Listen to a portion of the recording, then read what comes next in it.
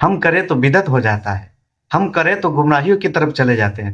یہ کہہ رہے ہیں کہ شب برات کی رات قبرستان جانا صحیح نہیں ہے۔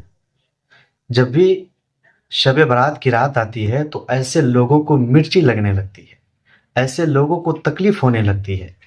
اور ان کے کچھ علماء کہتے ہیں کہ شب برات کی رات پیارے آقا صلی اللہ علیہ وسلم قبرستان تشریف لے گئے تھے، وہ بھی اپنی پوری زندگی میں ایک مرتبہ، اور وہ حدیث پاک ضعیف ہے۔ جب بھی شعبان کا مہینہ آتا ہے، شب برات کی رات آتی ہے، ان لوگوں کا بیان بے شمار سوشل میڈیا پر آنے لگتا ہے، اور پتہ نہ کیوں ان کو مرچی لگنے لگتی ہے۔ اور جب سنی حضرات کوئی کام ایصال ثواب والا کرتے ہیں، نیک کام کرتے ہیں، تو پتہ نہیں کیوں انہیں چڑ ہونے لگتی ہے، انہیں تکلیف ہونے لگتی ہے۔ اور ان کی زندگی کو آپ دیکھیں گے، میں بتاؤں، ہم اگر کوئی کام کرتے ہیں تو حدیث پاک کو تلاشتے ہیں، کیا یہ حدیث پاک میں ہے، کیا یہ قرآن میں ہے، اور یہ جو کرتے ہیں ان کے لیے سب ٹھیک ہوتا ہے، ان کے لیے سب صحیح ہوتا ہے۔ ایک بات میں دکھاتا ہوں، دیکھیے دیوبندی کے آن لائن فتوے کو میں آپ کو دکھاتا ہوں۔ علوم دیوبند کے آن لائن فتوے کا یہ اسکرین شاٹ دیکھیں، اس میں سوال و جواب کیا ہے۔ سوال میں لکھا ہوا ہے، تبلیغی جماعت والے کہتے ہیں کہ سب سے پہلے سال لگانے والے حضرت مصعب بن عمیر رضی اللہ تعالی عنہ تھے، اسی بنیاد پر علماء کو بھی سال لگوایا جاتا ہے، برائے مہربانی آپ رہنمائی فرمائیں یہ بات کس حد تک درست ہے۔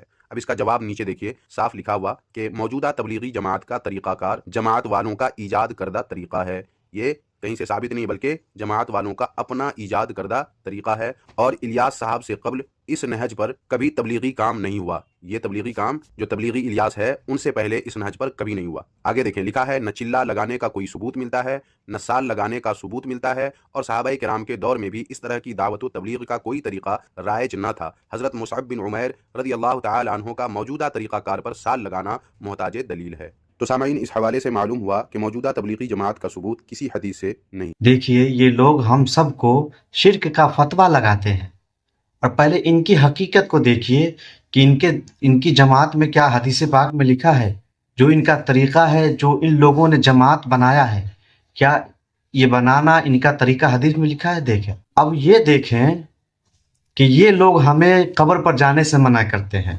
فاتحہ کرنے سے منع کرتے ہیں، قبر فاتحہ کرنے سے منع کرتے ہیں، اور ان کے علماء، سنیے، ان کے علماء نہیں جا رہے ہیں کیا؟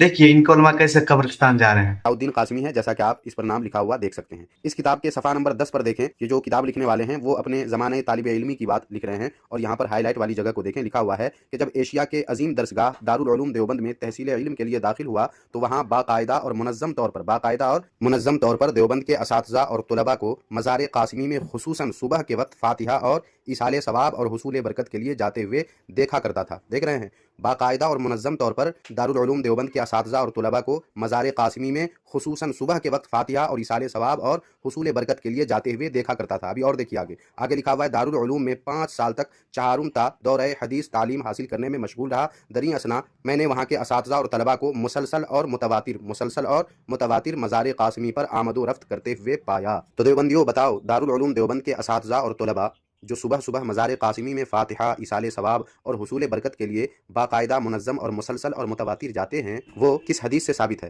یا وہ کون سے صحابی ہیں جو جنت البقیع یا دیگر قبرستان میں روزانہ صبح کے وقت مسلسل و متواتر، منظم اور باقاعدگی کے ساتھ جاتے تھے؟ ان کا نام بتاؤ اور اس پر ثبوت پیش کرو، اور اگر نہیں پیش کرتے اور یقیناً تم قیامت تک نہیں پیش کر سکتے تو پھر شب برات میں قبرستان جانے والوں پہ اپنا مکروہ منہ پھاڑنا بند کر دو، یا پھر اپنے دارالعلوم دیوبند کے اساتذہ و طلباء کے متعلق حکم شرعی سناؤ کہ ان پر کیا حکم لگتا ہے اور ان کی یہ حرکت بدعت ہے یا نہیں، اور اگر بدعت ہے تو وہ کون سی بدعت ہے۔ سامعین و ناظرین، اس ویڈیو کو اور اس ویڈیو میں جو حوالے پیش کیے گئے ہیں ان کو آپ ہمارے رد باطل ری ایکشن ٹیلی گرام چینل سے حاصل کر لیں، اور جب بھی کوئی دیوبندی شب برات میں قبرستان جانے پر منہ پھاڑے یا فتوی بازی کرے یا اپنی جہالت جھاڑے، اسے یہ حوالہ دکھا کر پہلے اس پر حکم شرعی طلب کریں، اور دارالعلوم دیوبند کے اساتذہ و طلباء پر کیا حکم عائد ہوتا ہے یہ ان سے کہلوائیں۔ دیکھیں پھر وہ کیسے آئیں کائیں کر کے راہ فرار اختیار کرنے کے لیے پتلی گلی پکڑ لیتے ہیں۔ اللہ ان سب کو ہدایت دے۔ ہم کریں تو بدعت ہو جاتا ہے، ہم کریں تو گمراہیوں کی طرف چلے جاتے ہیں۔ ارے بھائی، شب برات کی رات عشاء کی نماز فرض ادا کرنے کے بعد ہم سو جائیں یا نفل پڑھیں گے تو ہمارے نام اعمال میں نیکیاں لکھی جائے گی۔ اگر سو جائیں گے تو نیکیوں کا ثواب نہیں ملے گا۔ تو پھر بھائی ہم نفل پڑھے تو تمہیں کیا تکلیف ہوتی ہے؟